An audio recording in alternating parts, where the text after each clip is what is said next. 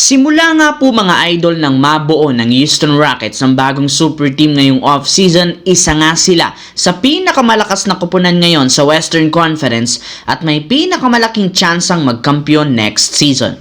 Kumpletos ricados na rin naman ang lineup na ito sa pagkakaroon nila dito ng mga bata at veteranong player na magtutulungan sa opensa. Dagdag pa dyan sa pagkakaroon nila ng mga defensive player na siyang isa sa pinagmamalaki ngayon ng prangkisa. Pero sa kabila ng mga yan, parati pa rin naman silang binabatikos ng mga fans, lalo ang superstar na si Kevin Durant na patuloy na hindi nire-respeto sa social media. Ayon sa mga ito, masyado nga daw dumidepende si KD sa pagbuo ng sariling super team para mamang magkampiyon.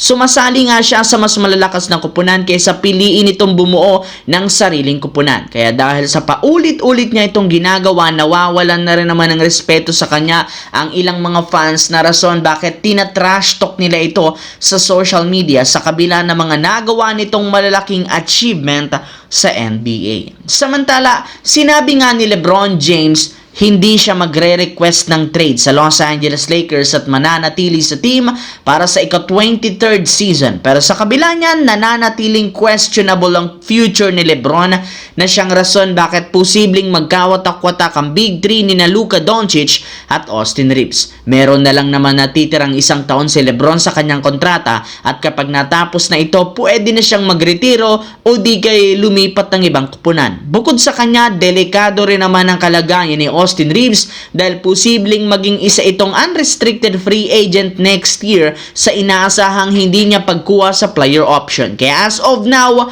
si Luka Doncic lamang ang sigurado ang future sa Lakers. Ngunit base sa balita ni Shams, isa sa mga priority gawin ng Lakers ay ang pagpapanatili kina LeBron at Reeves. Sa katunayan, inihahanda na nga ng mga ito ang iaalok nilang bagong extension. Gusto pa rin nilang panatilihin sa lineup ang Big 3 at wala nga ditong magbabago kahit ano man ang mangyari.